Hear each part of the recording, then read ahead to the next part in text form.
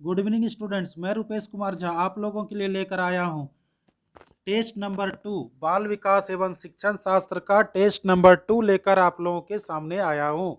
तो चलिए आज हम स्टार्ट करते हैं टेस्ट नंबर 2। तो देखिए ये टेस्ट नंबर आपका 2 है और ये किस चीज़ का टेस्ट है स्टूडेंट? बाल विकास एवं शिक्षण शास्त्र का। तो चलिए, तो टेस्ट नंबर 2 आपका क्या है? बाल विकास एवं शिक्षण शास्त्र। और डेली ये जो टेस्ट होता है आपका संध्या कितने बजे होता है स्टूडेंट? संध्या 7 बजे। तो अभी संध्या के 7 बजे हैं और आपका टेस्ट अब स्टार्ट होता है, टेस्ट नंबर 2। तो चलिए स्टार्ट करते हैं। पहला क्वेश्चन आपको बताना है। चलिए पहला क्वेश्चन है, एक खेल क्रिया के दौरान चोट लगने पर रोहन रोने लगा। यह देखकर उसके पिता ने कहा, लड़कियों की तरह व्यवहार ना करो, लड़के रोते नहीं। पिता का यह कथन क्या दर्शाता है? चलिए चार ऑप्शन आपके सामने है। लैंगिक रूढ़िवादिता को दर्शाता है, लैंगिक रूढ़िवादिता को चुनौती देता है, लैंगिक भेदभाव को कम करता है, लैंगिक समानता को बढ़ावा देता है। तो बताइए, 5 सेकंड का स्टूडेंट टाइम दिया जाता है आपको, बताइए इसका उत्तर क्या होगा। तो चलिए बताते हैं। क्वेश्चन है, एक खेल क्रिया के दौरान चोट लगने पर रोहन रोने लगा। यह देखकर उसके पिता ने कहा, लड़कियों की तरह व्यवहार ना करो, लड़के रोते नहीं। तो पिता का यह कथन क्या कहलाता है? तो यह क्या कहलाता है? लैंगिक रूढ़िवादिता को दर्शाता है। बिल्कुल सही बात है, लड़का लड़की में अंतर कर रहा है उसके पिताजी, तो यह लैंगिक रूढ़िवादिता को दर्शाता है। चलिए दूसरा देखते हैं, लैंगिक रूढ़िवादिता को चुनौती। चुनौती क्या होता है स्टूडेंट? निगेटिव वर्ड, ये तो होगा नहीं। लैंगिक भेदभाव को कम करना ज्यादा करना, ये क्या होता है? निगेटिव वर्ड होता है। लैंगिक समानता को बढ़ावा देना भी क्या होता है? निगेटिव होता है। इसीलिए स्टूडेंट 1 का आंसर आपका क्या हो गया? 1 नंबर। चलिए दूसरे क्वेश्चन में चलते हैं। दूसरा क्वेश्चन है, एक प्रगतिशील कक्षा में, यानी क्वेश्चन आपका पॉजिटिव है। तो चलिए बताइए क्या होगा। अध्यापक को अटल पाठ्यक्रम का पालन करना चाहिए। विद्यार्थियों में, दूसरा ऑप्शन है आपका, विद्यार्थियों में प्रतिस्पर्धा पर बल देना चाहिए। तीसरा है, ज्ञान की संरचना के लिए प्रचुर मौके प्रदान करने चाहिए। और चौथा है, विद्यार्थियों को उनके अकादमिक अंकों के आधार पर नामांकित करना चाहिए। तो बताइए स्टूडेंट्स, 5 सेकंड का आपको टाइम दिया जाता है, जल्द से जल्द बताइए। तो चलिए अब हम स्टार्ट करते हैं इसका। एक प्रगतिशील कक्षा में, एक प्रगतिशील कक्षा, यानी क्वेश्चन आपका क्या है? पॉजिटिव। तो चलिए पॉजिटिव है तो आंसर भी मेरा क्या होगा? पॉजिटिव ही होगा। चलिए पहला है, देखते हैं कि ये होगा कि नहीं। अध्यापक को, चलिए अध्यापक को अटल, देखिए अटल क्या होता है? निगेटिव वर्ड, तो यही आप काट दीजिएगा। अध्यापक को अटल पाठ्यक्रम का पालन करना चाहिए। दूसरा है, विद्यार्थियों में प्रतिस्पर्धा, प्रतिस्पर्धा भी क्या होता है? निगेटिव वर्ड होता है। तीसरा है, ज्ञान की संरचना के लिए प्रचुर मौका, देखिए मौका देना क्या होता है? अच्छी बात है, हो सकता है। चौथा है, विद्यार्थियों को उनके अकादमिक अंकों पर नामांकित करना, ये क्या होता है? निगेटिव वर्ड होता है। इसलिए स्टूडेंट इसका आंसर क्या हो गया? एक प्रगतिशील कक्षा में ज्ञान की संरचना के लिए प्रचुर मौके प्रदान करने चाहिए। चलिए तीसरा क्वेश्चन, तीसरा क्वेश्चन है, एक गतिविधि के दौरान छात्रों को संघर्ष करते देख एक अध्यापिका बच्चों को संकेत और इशारे क्या, क्यों और कैसे प्रदान करने का फैसला लेती है। तो लेवाइगोत्स्की का सिद्धांत, तो लेवाइगोत्स्की के सिद्धांत के अनुसार अध्यापिका की यह क्या योजना है? तो चलिए ऑप्शन पढ़ते हैं। बच्चों को अधिगम के लिए अनुप्रेरित और निष्प्रेरित करेगी। दूसरा है, अधिगम के लिए पाठ या आधारभूत संरचना का काम करेगी। तीसरा है, छात्रों में प्रत्याहार निकास प्रवृत्तियां पैदा करेगी। चौथा है, अधिगम की प्रक्रिया में अर्थहीन होगी। तो बताइए स्टूडेंट्स, 5 सेकंड का आपको टाइम दिया जाता है कि इसका उत्तर क्या होगा। तो चलिए बताते हैं। 3 नंबर क्वेश्चन है, एक गतिविधि के दौरान छात्रों को संघर्ष देते देख एक अध्यापिका बच्चों को संकेत, इशारे क्यों, क्या, क्यों और कैसे प्रदान करने का फैसला लेती है। लेवाइगोत्स्की का सिद्धांत, तो लेवाइगोत्स्की का सिद्धांत क्या दिया था? सामाजिक सांस्कृतिक सिद्धांत, याद रखिएगा। लेवाइगोत्स्की ने क्या दिया था? सामाजिक सांस्कृतिक सिद्धांत। और जेडपीटी का भी सिद्धांत आपका लेवाइगोत्स्की ने दिया है। तो चलिए चेक करते हैं इसका उत्तर क्या होगा। पहला है, बच्चों को अधिगम के लिए अनुप्रेरित और निष्प्रेरित। देखिए निष्प्रेरणा क्या होता है? निगेटिव वर्ड होता है। कोई भी मनोवैज्ञानिक है तो उसने बच्चों के बारे में नकारात्मक बातें नहीं कहा है। दूसरा है अधिगम के लिए पाड़ या आधारभूत। चलिए पाड़ या आधारभूत क्या है, लेव वाइगॉत्स्की का कहना है। पाड़ या आधारभूत को हम लोग ही इसके फोल्डिंग कहते हैं, याद रखिए इसके क्या कहते हैं, इसके फोल्डिंग, याद रखिएगा इसके फोल्डिंग का मतलब क्या होता है, पाड़ या ढांचा। चलिए ये हो सकता है। तीसरा, छात्रों में प्रत्याहार या निकास की प्रवृत्तियां पैदा करना। पैदा करना क्या होता है, निगेटिव वर्ड होता है। चौथा, अधिगम की प्रक्रिया में अर्थहीन हो गया। अर्थहीन क्या होता है, निगेटिव होता है। इसीलिए स्टूडेंट इसका आंसर हो गया 2 नंबर, यानी 3 का आंसर क्या हो गया, 2 नंबर। चलिए चौथा क्वेश्चन चलते हैं अगले क्वेश्चन की ओर। 4 नंबर क्वेश्चन है, बच्चों में समाजीकरण के संदर्भ में निम्न में से कौन सा कथन सही है। तो चलिए आप बताइए। पहला ऑप्शन है विद्यालय समाजीकरण का एक द्वितीय कारक है और परिवार समाजीकरण का एक प्राथमिक कारक है। दूसरा ऑप्शन है आपका विद्यालय समाजीकरण का एक प्राथमिक कारक है और समकक्षी समाजीकरण के द्वितीय कारक है। तीसरा ऑप्शन है आपका समकक्षी समाजीकरण के प्राथमिक कारक है और परिवार समाजीकरण का द्वितीय कारक है। और चौथा आपका ऑप्शन है परिवार एवं जनसंचार दोनों समाजीकरण के द्वितीय कारक है। तो बताइए स्टूडेंट, 5 सेकंड का टाइम दिया जाता है कि इसका उत्तर क्या होगा। तो चलिए बताते हैं, बच्चों में समाजीकरण के संदर्भ में कौन सा कथन सही है। तो देखिए पहला ऑप्शन है विद्यालय समाजीकरण का द्वितीय कारक है, बिल्कुल सही बात है। और परिवार समाजीकरण का प्राथमिक कारक है, बिल्कुल सही बात है। चलिए यहाँ पर ये आंसर हो गया। आगे चेक करते हैं, विद्यालय समाजीकरण का प्राथमिक कारक है, नहीं, विद्यालय समाजीकरण का प्राथमिक कारक नहीं था, द्वितीय, यही कट कर देंगे। तीसरा है समकक्षी समाजीकरण के प्राथमिक कारक, नहीं, समकक्षी नहीं है, परिवार होता है प्राथमिक कारक। और चौथा है परिवार एवं जनसंचार दोनों समाजीकरण के द्वितीय कारक है, तो ये भी नहीं होगा। इसलिए स्टूडेंट इसका होगा 4 का आंसर आपका होगा 4 का आंसर आपका होगा 1 नंबर। चलिए अब चलते हैं 5 नंबर क्वेश्चन। बहुबुद्धि का सिद्धांत जोर देता है। तो चलिए बहुबुद्धि का सिद्धांत किसने दिया, हार्वर्ड गार्डनर भाई साहब ने दिया, याद रखिएगा। बहुबुद्धि का सिद्धांत किसने दिया है, हार्वर्ड गार्डनर भाई साहब ने दिया, याद रखिएगा। बहुबुद्धि का सिद्धांत हार्वर्ड गार्डनर ने दिया है। तो चलिए क्वेश्चन बताते हैं, बहुबुद्धि का सिद्धांत किस पर जोर देता है। बुद्धि लब्धि केवल वस्तुनिष्ठ परीक्षणों के द्वारा मापी जा सकती है। एक आयाम में बुद्धिमत्ता अन्य सभी आयाम में बुद्धिमत्ता का निर्धारण करती है। तीसरा है बुद्धिमत्ता की विभिन्न दशाएं हैं। चौथा है बुद्धिमत्ता में कोई व्यक्तिगत विभिन्नता नहीं होती। तो बताइए स्टूडेंट, 5 सेकंड का टाइम दिया जाता है कि इसका उत्तर क्या होगा। चलिए बताते हैं, बहुबुद्धि का सिद्धांत आपको बता दिए कि बहुबुद्धि का सिद्धांत किसने दिया था, हार्वर्ड गार्डनर। इसको याद कर लीजिएगा, बहुत बार एग्जाम में पूछा गया है। बहुबुद्धि का सिद्धांत किसने दिया है, हार्वर्ड गार्डनर भाई साहब ने दिया है। तो चलिए बुद्धि लब्धि केवल, केवल भाई साहब जहां रहे वो निगेटिव होता है। चलिए आगे पढ़ने का जरूरत नहीं। एक आयाम में बुद्धिमत्ता, एक जहां होगा वो निगेटिव होता है, हटाइए। बुद्धिमत्ता की विभिन्न दिशाएं, बिल्कुल सही बात है। चौथा देखिए बुद्धिमत्ता में कोई विभिन्नता नहीं, नहीं जहां पर रहेगा वो निगेटिव बात होता है, यानी इसका उत्तर हो जाएगा स्टूडेंट, बहुबुद्धि का सिद्धांत जोर देता है बुद्धिमत्ता की विभिन्न दशाएं हैं। चलिए 6 नंबर में, लॉरेंस कोहलबर्ग के सिद्धांत के अनुसार किसी कार्य को इसलिए करना क्योंकि दूसरे से स्वीकृति देते हैं नैतिक विकास के डायस चरण को दर्शाता है। तो बताइए ये होगा आपका प्रथापूर्व, प्रथागत, उत्तर प्रथागत, अमूर्त, संक्रियात्मक। तो बताइए स्टूडेंट, लॉरेंस कोहलबर्ग का जो सिद्धांत है वो किसी कार्य को इसलिए करना चाहता है क्योंकि दूसरे इसे स्वीकृति देते हैं। तो नैतिक विकास की ये कौन से चरण दर्शाता है, बताइए। तो चलिए बताते हैं, तो लॉरेंस कोहलबर्ग के सिद्धांत के अनुसार किसी कार्य को इसलिए करना क्योंकि दूसरे इसे स्वीकृति देते हैं। तो नैतिक विकास का टोटल कितना चरण होता है स्टूडेंट, पहले 3 चरण होता है। अब कौन कौन होता है, देखिए पहला होता है आपका प्रथापूर्व, ये पहला चरण होता है। दूसरा आपका होता है प्रथागत, दूसरा है। और तीसरा आपका क्या होता है, उत्तर प्रथागत। तो चलिए अब प्रथापूर्व कब से कब तक होता है, तो देखिए 4 से लेके 10 वर्ष तक होता है प्रथागत। प्रथापूर्व, चलिए फिर से इसको अच्छे से बताते हैं। प्रथापूर्व जो होता है ये 4 से लेके 10 वर्ष की आयु को हम लोग प्रथापूर्व कहते हैं। प्रथागत होता है आपका 10 से लेके 13 वर्ष की आयु को कहते हैं प्रथागत। उत्तर प्रथागत क्या होता है स्टूडेंट, 13 वर्ष से अधिक को हम लोग कहते हैं उत्तर प्रथागत। और चौथा तो गलत इसलिए होगा कि ये अमूर्त संक्रियात्मक तो जीन प्याजे का, और यहाँ क्वेश्चन आपसे पूछा है लॉरेंस कोहलबर्ग का, तो चौथा तो होगा नहीं।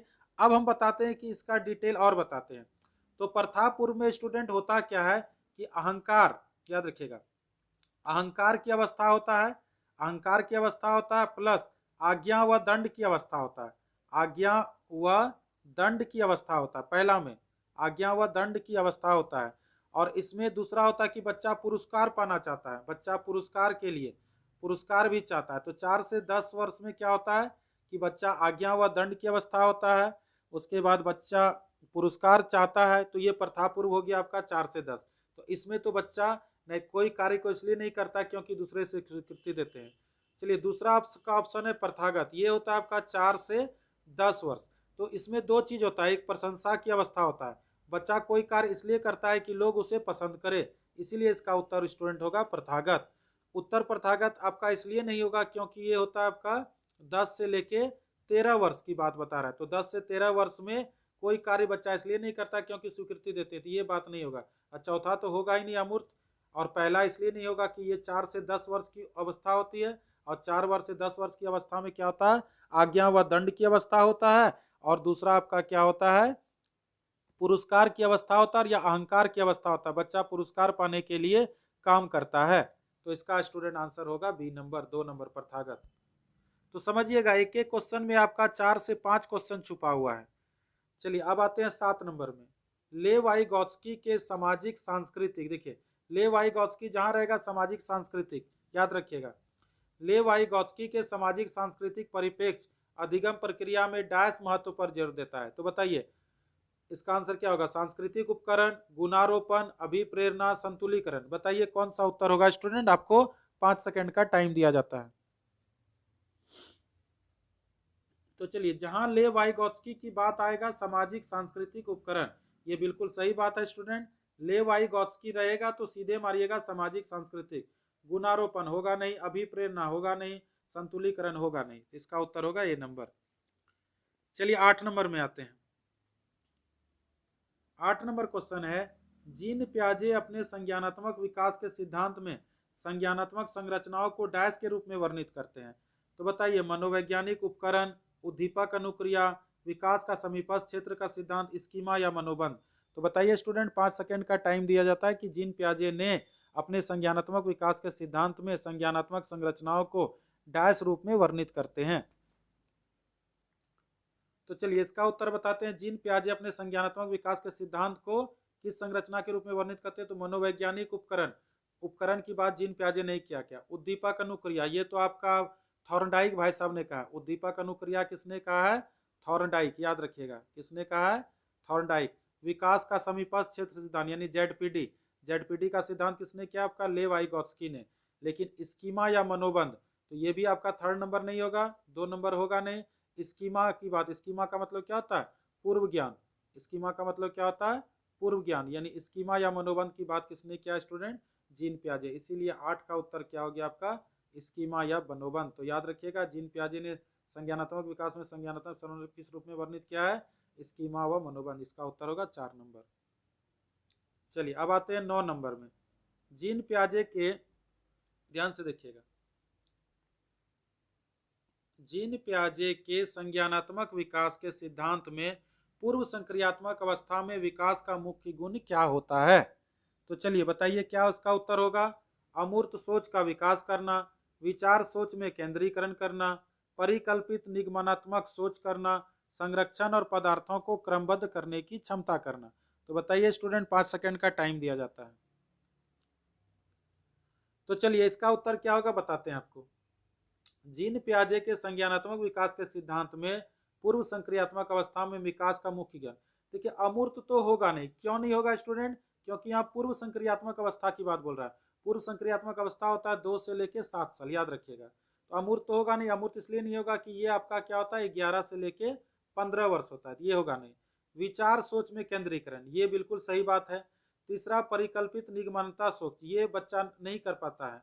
संरक्षण और पदार्थों को क्रमबद्ध करने की क्षमता बच्चों में पूर्व संक्रियात्मक में नहीं होता, ये आपका क्या होता है स्टूडेंट, ये आपका मूर्त संक्रियात्मक में होता है। बच्चा संरक्षण और पदार्थों को क्रमबद्ध कर लेता है मूर्त संक्रियात्मक में, इसीलिए इसका स्टूडेंट आंसर हो गया 9 का आंसर हो गया आपका विचार सोच में केंद्रीकरण। चलिए अगला क्वेश्चन चलते हैं 10 नंबर। बताइए विकास के संदर्भ में निम्न में से कौन सा कथन सही है। तो आपको बताना है कि विकास के संदर्भ में कौन सा कथन सही है। तो पहला है विकास की दर सभी संस्कृतियों में सभी के लिए समान होती है। दूसरा है विकास केवल विद्यालय में होने वाले अधिगम से ही होता है। तीसरा है विकास केवल बाल्यावस्था के दौरान ही होता है। और चौथा है विकास बहुआयामी होता है। तो बताइए स्टूडेंट, 5 सेकंड का टाइम दिया जाता है कि इसका उत्तर क्या होगा। तो चलिए बताते हैं। देखिए, विकास के संदर्भ में कौन सा कथन सही है। विकास की दर सभी संस्कृति में सभी के लिए समान होती है। क्या कोई जरूरी है कि विकास की दर सभी संस्कृति में सभी के लिए समान होगी? तो नहीं, गलत, ये नहीं होगा। विकास केवल केवल भाई साहब जहाँ रहे वो निगेटिव होता है। विकास केवल केवल भाई साहब जहाँ रहे निगेटिव होता है। विकास बहुआयामी होता है, यानी बिल्कुल सही बात है। इसका उत्तर होगा डी नंबर। चलिए 11 नंबर, जन्म से किशोरावस्था तक बच्चों का विकास किस क्रम में होता है। तो ये जीन पियाजे की बात किया है कि जन्म से किशोरावस्था तक बच्चों का विकास क्या होता है। तो चलिए इसका ऑप्शन है संवेदिक मूर्त अमूर्त, चौथा है अमूर्त संवेदिक मूर्त, तीसरा है मूर्त अमूर्त संवेदिक, चौथा अमूर्त मूर्त संवेदिक। बताइए स्टूडेंट, 5 सेकंड का टाइम दिया था, इसका उत्तर क्या होगा। तो चलिए बताते हैं कि जन्म से किशोरावस्था, तो जन्म का मतलब होगा 0, किशोरावस्था कहाँ तक होता है, 12 से लेके 18 वर्ष तक की बात कर रहा है। तो इसमें क्या होगा सीरियली देखिए। तो सबसे पहले स्टूडेंट होता है आपका संवेदी गामक। सबसे पहले क्या होता है, संवेदी पेशीय होता है। संवेदी पेशीय क्या होता है, देखिए चलिए फिर से बताते हैं। सबसे पहला क्या होता है, संवेदी पेशीय। देखिए सबसे पहले क्या होता है, संवेदी पेशीय, ये होता है 0 से 2। दूसरा होता है पूर्व संक्रियात्मक। दूसरा क्या होता है, पूर्व संक्रियात्मक। पूर्व संक्रियात्मक होता है 2 से 7 साल। तीसरा क्या होता है, मूर्त, 7 से 11। और चौथा क्या होता है, अमूर्त, 11 से 15। तो देखिए अब यहाँ स्टार्ट आपका अमूर्त से, ये तो होगा नहीं, मूर्त से स्टार्ट होता नहीं, अमूर्त से स्टार्ट होगा नहीं। तो इसका उत्तर होगा स्टूडेंट संवेदी गामक, उसके बाद होगा पूर्व संक्रियात्मक नहीं दिया, तीसरा मूर्त, चौथा अमूर्त, यानी इसका उत्तर 1 नंबर होगा, यानी 11 का उत्तर होगा 1 नंबर। चलिए अब चलते हैं 12 नंबर में। 12 नंबर आपका है क्वेश्चन, एक प्रगतिशील कक्षा में व्यक्तिगत विभिन्नता को किस प्रकार देखा जाना चाहिए। एक प्रगतिशील कक्षा में व्यक्तिगत विभिन्नता को किस प्रकार देखा जाना चाहिए। चलिए ऑप्शन है आपका अधिगम की प्रक्रिया में बाधा, दूसरा अध्यापक के पक्ष पर असफलता, तीसरा है योग्यता आधारित समूह बनाने का मापदंड, और चौथा है अध्यापन अधिगम प्रक्रिया की परियोजना के लिए महत्वपूर्ण। तो बताइए स्टूडेंट, 5 सेकंड का टाइम दिया जाता है कि इसका उत्तर क्या होगा। तो चलिए बताते हैं, एक प्रगतिशील कक्षा में व्यक्तिगत विभिन्नता को किस प्रकार देखना चाहिए। व्यक्तिगत विभिन्नता को हम लोग अंग्रेजी में क्या कहते हैं स्टूडेंट, इंडिविजुअल डिफरेंस। तो चलिए पहला ऑप्शन है अधिगम की प्रक्रिया में बाधा। देखिए बाधा क्या होता है, निगेटिव वर्ड, क्योंकि क्वेश्चन मेरा पॉजिटिव बोल रहा है और यहाँ आंसर है निगेटिव, नहीं होगा। अध्यापक के पद पर असफलता, देखिए असफलता क्या होता है, निगेटिव वर्ड, इसीलिए इसका उत्तर नहीं होगा। योग्यता आधारित समूह बनाने में मापदंड, देखिए दंड की बात बोल रहा है, ये भी होगा आपका निगेटिव। अध्यापन अधिगम प्रक्रिया की परियोजना के लिए महत्वपूर्ण, ये इसका उत्तर बिल्कुल सही होगा। तो अगर क्वेश्चन पॉजिटिव बोलेगा तो आपको आंसर भी पॉजिटिव ही बोलना है। चलिए अगला क्वेश्चन की तरफ बढ़ते हैं। 13 नंबर क्वेश्चन है, एक समावेशी कक्षा में डैश पर जोर होना चाहिए। तो बताइए प्रदर्शन अभिमुखी लक्ष्यों पर, अभिवेदी समरूपी निर्देशों पर, सामाजिक पहचान के आधार पर छात्रों के अलगाव, या हर बच्चे के सामर्थ्य को अधिकतम करने के लिए अवसर प्रदान करना। तो बताइए स्टूडेंट, 5 सेकंड का टाइम दिया जाता है कि इसका उत्तर क्या होगा। तो चलिए बताते हैं, समावेशी कक्षा, समावेशी का मतलब क्या होता है, सब मिलाकर जो शिक्षा देते हैं उसी को कहते हैं समावेशी। कक्षा में डैश पर जोर होना चाहिए। पहला है प्रदर्शन अभिमुखी लक्ष्य, क्या प्रदर्शन करने से समावेशी कक्षा पर जोर हो जाएगा, नहीं।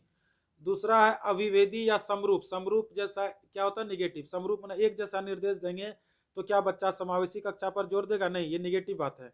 तीसरा है सामाजिक पहचान के आधार पर छात्रों का अलगाव, अलगाव क्या होता है, अलग होना, ये भी होता है निगेटिव वर्ड।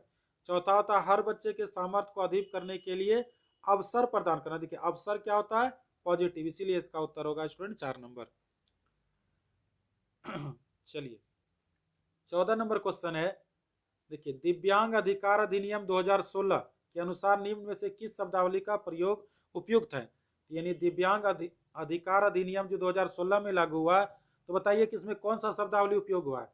मंदित छात्र, विकलांग छात्र, छात्र जिसमें शारीरिक दिव्यांगता है, छात्र जिसका अशक्त शरीर है।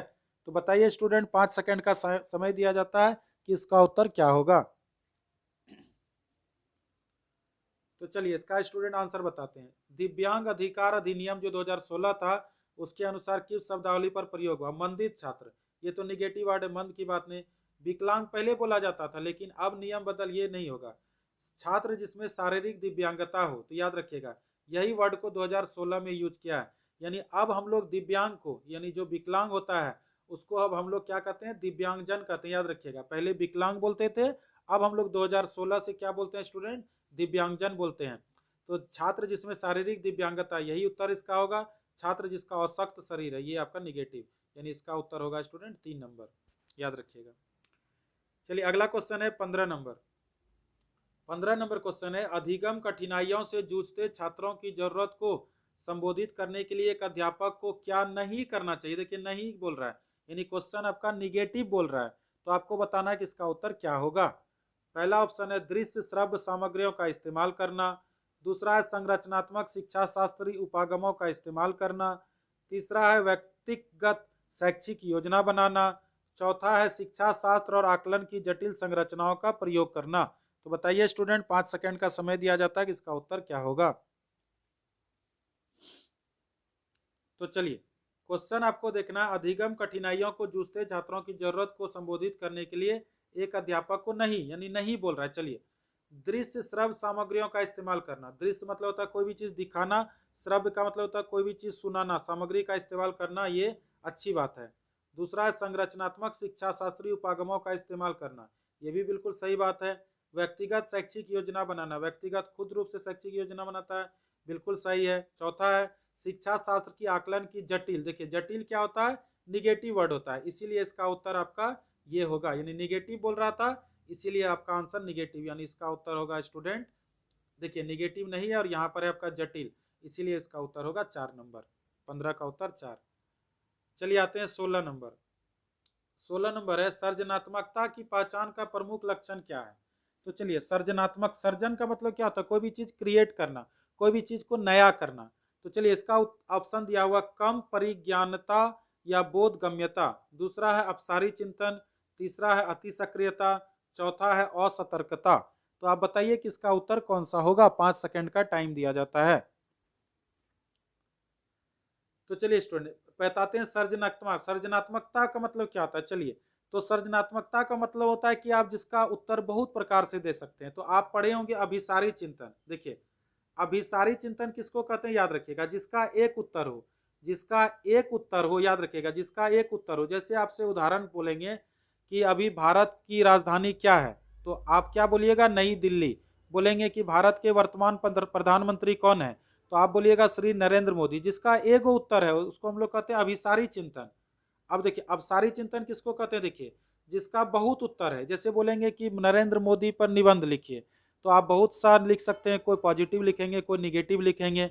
तो जिसका बहुत उत्तर हो उसे कहते हैं अभिसारी चिंतन। तो सर्जनात्मकता मतलब होता है क्रिएटिविटी, यानी कोई भी चीज को नया करना, इसकी पहचान करने का प्रमुख लक्षण। देखिए कम, कम तो ऐसे ही निगेटिव होता है। अपसारी चिंतन यानी बहुत प्रकार से उत्तर दे सकते हैं, ये सही बात है। अति सक्रियता ये निगेटिव वर्ड है। असतर्कता, अ तो ऐसे भी निगेटिव होता है, जहां अ लिखा रहेगा सामने तो वो याद रखिएगा कि ये निगेटिव वर्ड होता है, याद रखिएगा। इसलिए उत्तर इसका स्टूडेंट हो गया सृजनात्मकता की पहचान का प्रमुख लक्षण क्या होता है? अपसारी चिंतन। चलिए अब आ जाते हैं 17 नंबर क्वेश्चन में। 17 नंबर क्वेश्चन है आपका। 17 नंबर, विविध पृष्ठभूमियों के अधिगमकर्ताओं को संबोधित करने हेतु एक अध्यापक को क्या करना चाहिए? विविधता संबंधी मुद्दों पर बातचीत टालनी चाहिए, विविध विन्यासों से उदाहरण लेने चाहिए, सभी के लिए मानकीकृत आकलनों का इस्तेमाल करना चाहिए। चौथा है ऐसे कथनों का इस्तेमाल करना चाहिए जो नकारात्मक रूढ़िबद्ध धारणाओं को मजबूत करे। तो बताइए स्टूडेंट, 5 सेकंड का टाइम दिया जाता है कि इसका उत्तर क्या होगा। चलिए बताते हैं। विविध पृष्ठभूमियों को अधिगमकर्ता को संबोधित करने हेतु एक अध्यापक को, यानी क्वेश्चन आपका क्या है? पॉजिटिव। पहला ऑप्शन है विविधता संबंधित मुद्दों को बातचीत टालनी, टालना क्या होता है? निगेटिव वर्ड होता है, हटाइए, यानी जो टाल रहा है मतलब वो नहीं करेगा। विविध विन्यासों का उदाहरण लेना चाहिए, बिल्कुल सही बात है। सभी के लिए मानकीकृत आकलनों का इस्तेमाल करना चाहिए, क्या सभी के लिए मानकीकृत आकलन का इस्तेमाल कर सकते हैं? नहीं, बिल्कुल नहीं कर सकते हैं। ऐसे कथनों का इस्तेमाल करना चाहिए जो नकारात्मक, देखिए नकारात्मक क्या होता है, निगेटिव वर्ड होता है। इसीलिए इसका उत्तर स्टूडेंट होगा आपका कि विविध पृष्ठभूमियों के अधिगमकर्ता को संबोधित करने के अध्यापक को विविध विन्यासों का उदाहरण लेने चाहिए, यानी इसका उत्तर 2 नंबर होगा। चलिए अब चलते हैं 18 नंबर। देखिए 18 नंबर क्वेश्चन है, समस्या समाधान क्षमताओं को किस प्रकार सुसाध्य किया जा सकता है, यानी अच्छा कर सकते हैं। ऑप्शन है आपका लगातार परिश्रम, लगातार अभ्यास और कार्यान्वयन पर जोर देकर, दूसरा है समस्याओं के हल हेतु अटल प्रक्रिया के इस्तेमाल को बढ़ावा देकर, तीसरा है समरूपों के इस्तेमाल को बढ़ावा देकर, चौथा है विद्यार्थियों में डर की भावना पैदा करके। बताइए इसका उत्तर कौन सा होगा। 5 सेकंड का आपको समय दिया जाता है। तो चलिए स्टूडेंट बताते हैं, समस्या समाधान क्षमताओं को किस प्रकार सुसाध्य किया जा सकता है। चलिए पहला है लगातार अभ्यास और कार्यान्वयन पर जोर देकर, तो जोर देकर यहाँ क्या गलत लिखा गया, जोर होगा, यहाँ क्या होगा, जोर देकर। तो जोर देना क्या होता है, निगेटिव। लगातार अभ्यास और कार्यान्वयन पर जोर देंगे तो आपका समस्या समाधान नहीं होगा। दूसरा है समस्याओं को हल हेतु अटल, देखिए अटल क्या होता है, निगेटिव वर्ड, ये भी नहीं होगा। समरूपों का इस्तेमाल को बढ़ावा देकर, बिल्कुल सही बात है कि आप समरूप जैसा एक तो आप बढ़ावा दीजिएगा तो आपका समस्या समाधान हो सकता है। और चौथा विद्यार्थियों में डर, डर क्या होता है, निगेटिव वर्ड होता है, इसीलिए इसका स्टूडेंट आंसर होगा 3 नंबर। चलिए 19 नंबर, अधिगम की अभिप्रेरणा को किस प्रकार कायम रखा जा सकता है। अधिगम की अभिप्रेरणा को किस प्रकार कायम रखा जा सकता है। ऑप्शन है आपका बच्चे को दंड देकर, दूसरा है प्रवीणता अभिमुखी लक्ष्यों पर जोर देकर, तीसरा है बच्चों को बहुत आसान क्रियाकलाप देकर, चौथा है यंत्रवत याद करने पर जोर देकर। तो बताइए स्टूडेंट इसका उत्तर क्या होगा।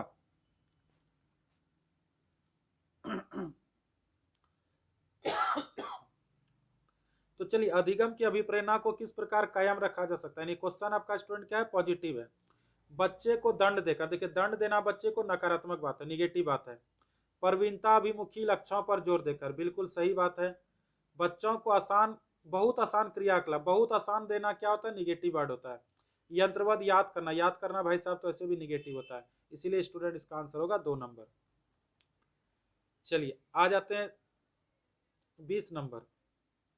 चलिए देखिए शर्मिंदगी का ऑप्शन है, का संज्ञान से कोई संबंध नहीं, का संज्ञान पर नकारात्मक प्रभाव पड़ सकता है, बच्चों को अधिगम हेतु अभिप्रेरित करने के लिए बहुत प्रभावशाली है, और चौथा के भेदभाव के अध्यापन अधिगम प्रक्रिया में बारंबार पैदा करना चाहिए। तो बताइए स्टूडेंट 5 सेकंड का टाइम दिया जाता है कि इसका उत्तर क्या होगा।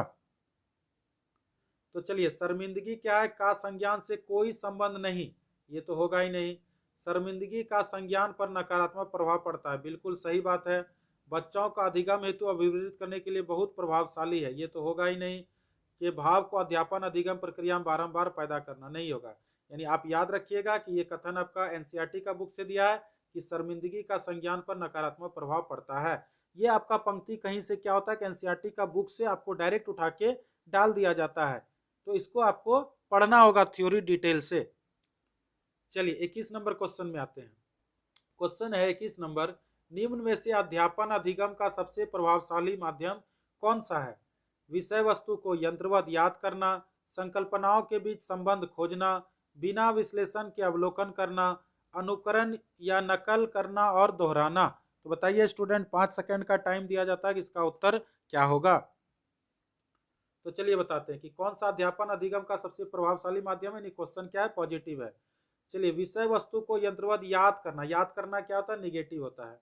संकल्पनाओं के बीच संबंध खोजना, बिल्कुल सही बात है। बिना विश्लेषण अवलोकन करना, बिना यानी किसी के बारे में जानकारी ही नहीं है और आप विश्लेषण कर ली, गलत बात है। अनुकरण नकल करना, ये तो और निगेटिव बात है, इसीलिए इसका स्टूडेंट आंसर हो गया 2 नंबर। चलिए आ जाते हैं 22 नंबर में। एक अध्यापक को दिए गए किसी कार्यकलाप में छात्रों की विभिन्न त्रुटियों का विश्लेषण करना चाहिए।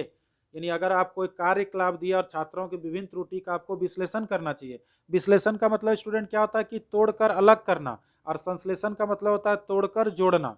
तो चलिए इसका ऑप्शन 4 दिया हुआ है, इसके आधार पर वह दंड की मात्रा निर्धारित कर सकती है। दूसरा है त्रुटियों की समझ अध्यापन अधिगम प्रक्रिया के लिए अर्थपूर्ण है। तीसरा है इसके आधार पर वह ज्यादा त्रुटियां करने वाले छात्रों को दूसरे छात्रों से अलग कर सकती है। चौथा है अधिगम केवल त्रुटियों के शोधन पर निर्भर है। तो बताइए स्टूडेंट, 5 सेकंड का टाइम दिया जाता है कि इसका उत्तर क्या होगा। तो चलिए बताते हैं। एक अध्यापिका को दिए गए किसी क्रियाकलाप में छात्रों की विभिन्न त्रुटियों का विश्लेषण करना चाहिए। इसके आधार पर वह दंड, देखिए दंड देना क्या होता है, निगेटिव बात, क्योंकि क्वेश्चन मेरा पॉजिटिव है। त्रुटियों की समझ होना चाहिए, अध्यापन अधिगम प्रक्रिया के लिए अर्थपूर्ण है, बिल्कुल सही बात है। इसके आधार पर वह ज्यादा त्रुटियां करने वाले छात्रों को दूसरे छात्रों से अलग अलग करना क्या होता है, निगेटिव, और ज्यादा त्रुटि करना भी गलत बात है।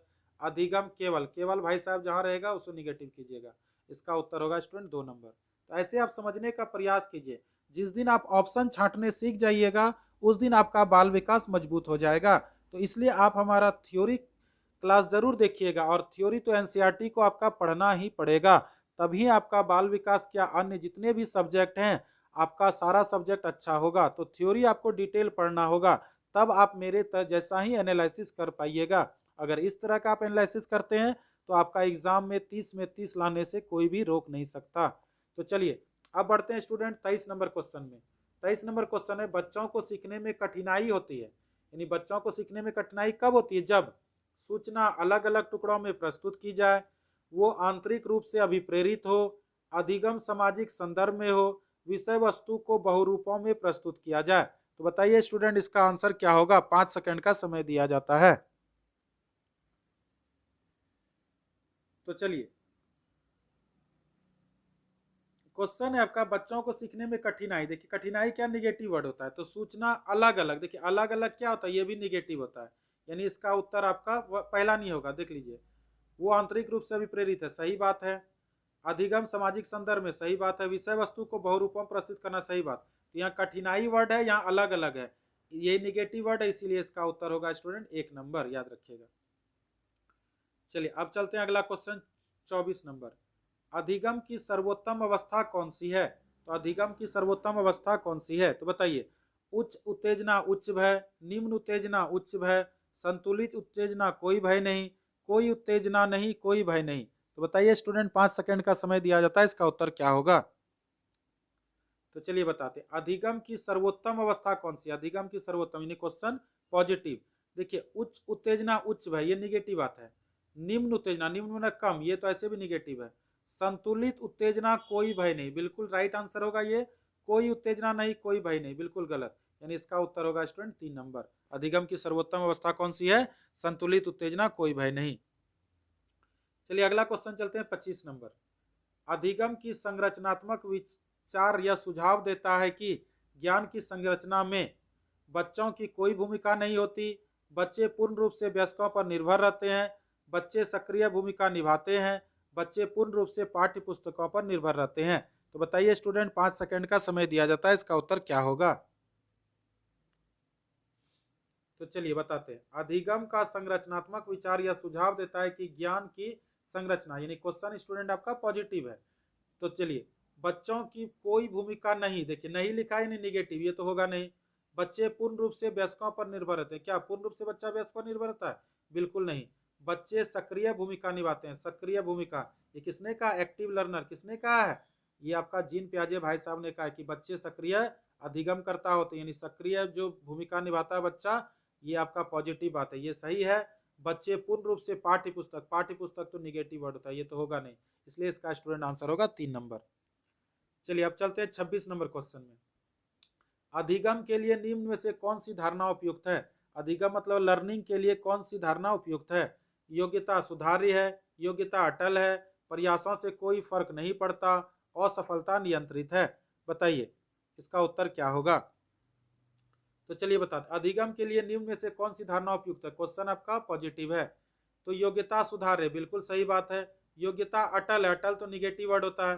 प्रयासों से कोई फर्क नहीं, नहीं निगेटिव वर्ड है। असफलता तो ऐसे ही निगेटिव वर्ड है, और अनियंत्रित भी आपका निगेटिव है, इसीलिए इसका उत्तर आंसर होगा ए नंबर। अधिगम के लिए कौन सी धारणा उपयुक्त है, योग्यता सुधार्य है। तो ऐसे आपको ऑप्शन छंटना, अगर इस तरह का टेक्निक अगर आप जान गए ना, तो आपका नंबर जरूर बाल विकास में 30 में 30 आएगा।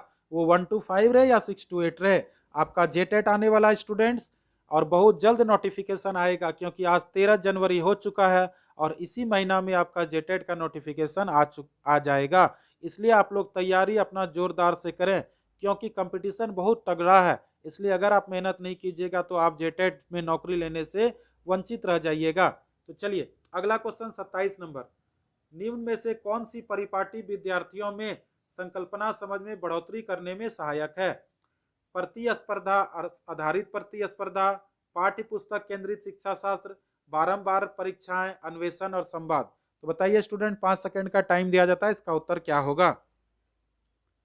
तो चलिए बताते हैं, निम्न में से कौन सी परिपाटी विद्यार्थियों में संकल्पना समझ में बढ़ोतरी करने में सहायक है? यानी क्वेश्चन क्या है आपका? पॉजिटिव। तो प्रतिस्पर्धा आधारित प्रतिस्पर्धा, प्रतिस्पर्धा क्या होता है स्टूडेंट? निगेटिव वर्ड होता है। पाठ्य पुस्तक केंद्रित, पाठ्य पुस्तक तो ऐसे निगेटिव होता है। बारंबार परीक्षा लेना निगेटिव बात है। अन्वेषण और संवाद, अन्वेषण का मतलब क्या होता है? खोज करना, याद रखिएगा। अन्वेषण यानी खोज करना और संवाद करना, ये उचित बात है, इसलिए इसका उत्तर होगा डी नंबर। चलिए 28 नंबर, एक कार्य के दौरान सेना, देखिए एक कार्य के दौरान सेना स्वयं से बात कर रही है कि वह कार्य को किस प्रकार प्रगति पर कर सकती है। लेव वाइगोत्स्की के भाषा और चिंतन के सोच के बारे में दिए गए विचारों को इस तरह व्यक्तिगत वाक्य क्या कहलाता है? तो व्यक्तिगत वार्ता की बात बता रहा है। तो आपको बताना कि सेना नाम की एक लड़की है, वो खुद से बात कर रहा है। तो बताइए इसका उत्तर क्या होगा? तो ऑप्शन है संज्ञानात्मक अपरिपक्वता, स्वनियमन, आत्मकेंद्रिता, मनोवैज्ञानिक विकार। तो बताइए स्टूडेंट, 5 सेकंड का समय दिया जाता है। तो चलिए, एक कार्य के दौरान सेना स्वयं से बात कर रही है, संज्ञानात्मक अपरिपक्वता बिल्कुल गलत है, क्योंकि संज्ञानात्मक की बात तो आपका जीन पियाजे ने कहा है, और यहाँ किसका बात हम लोग बोल रहे हैं? लेव वाइगोत्स्की। स्वनियमन, खुद से बात कर रही है, यानी स्वनियमन बिल्कुल सही बात है। आत्मकेंद्रिता ये तो होगा नहीं। मनोवैज्ञानिक विकार का तो मनोवैज्ञानिक सबने बात ही नहीं किया है, इसीलिए इसका उत्तर होगा स्टूडेंट 2 नंबर। चलिए आज का सेकेंड लास्ट क्वेश्चन, यानी 29 नंबर क्वेश्चन, डेली आपका संध्या 7 बजे स्टूडेंट टेस्ट होता है, तो आप लोग डेली अपना 15 से 20 मिनट टाइम निकाल के टेस्ट सीरीज को ज्वाइन कीजिएगा।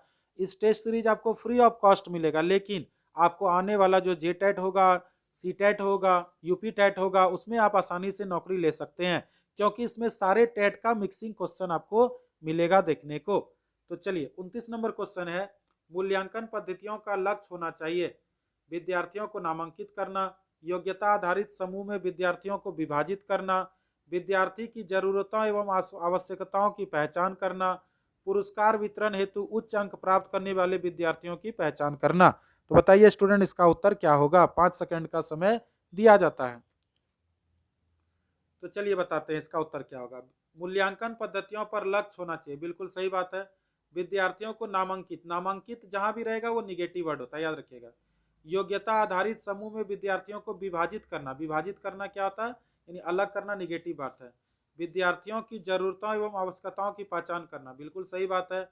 पुरस्कार वितरण हेतु पुरस्कार देना निगेटिव वर्ड है, इसीलिए इसका उत्तर होगा 3 नंबर। चलिए स्टूडेंट आज का अंतिम क्वेश्चन, बच्चों के विकास में व्यक्तिगत विभिन्नता को किस पर प्रतिरोपित किया जा सकता है?